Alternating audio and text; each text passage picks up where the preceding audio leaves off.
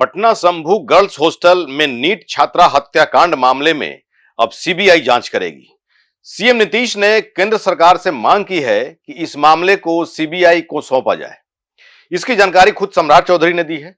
यानी सम्राट चौधरी की पुलिस ने हाथ उठा दिया, भैया हमसे अब यह नहीं हो पाएगा। चौधरी जी उप मुख्यमंत्री के साथ साथ बिहार के गृह मंत्री भी हैं। बड़ी जिद करके बीजेपी से यह विभाग नीतीश कुमार से छीन लिया था। कानून व्यवस्था हम देखेंगे। पहले ही इम्तिहान में सम्राट चौधरी का गृह मंत्रालय का दावा खोखला साबित हुआ। टाटा फिस।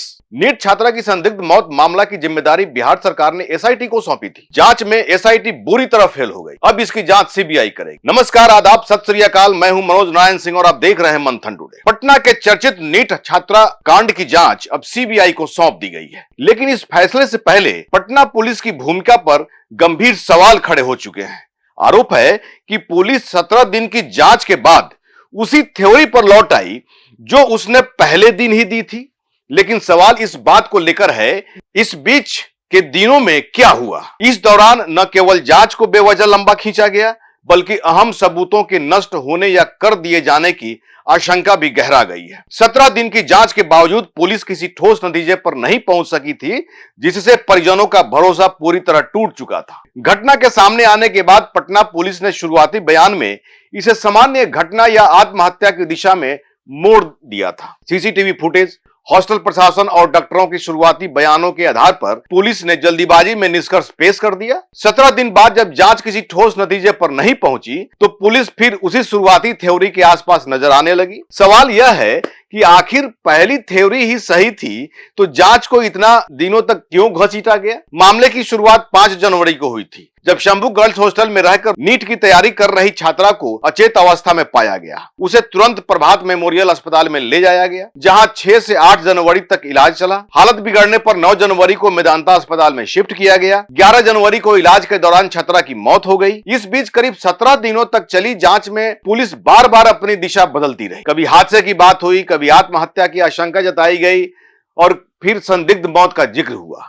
इस बीच न तो कोई स्पष्ट आरोपी सामने आया और ना ही कोई मजबूत निष्कर्ष।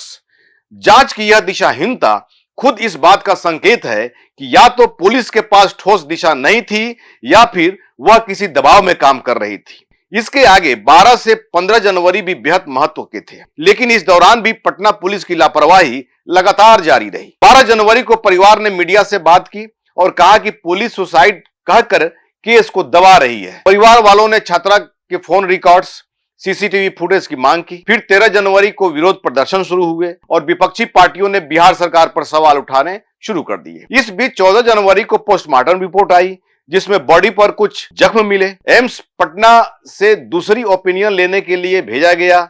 इसके अगले दिन 15 जनवरी को परिवार ने दबाव बनाया तो एसआईटी गठित की गई। लेकिन साफ है कि पुलिस की शुरुआती नेग्लिजेंस से देरी हुई। नीट की एक छात्रा से जुड़े रेप और संदिग्ध मौत मामले में अब तक की सबसे बड़ी और चौंकाने वाली जांच सामने आई है। सीआईडी, एफएसएल और एसआईटी की संयुक्त पड़ताल के बाद यह मामला सिर्फ एक आपराधिक घटना नहीं, बल्कि बिहार के हॉस्टलों में छात्राओं की सुरक्षा व्यवस्था पर गंभीर सवाल खड़ा कर रहा है। जांच एजेंसियां अब यह पता लगाने की कोशिश कर रही है कि क्या छात्रा को हॉस्टल के भीतर ही नशे की गोलियां खिलाई गई थी।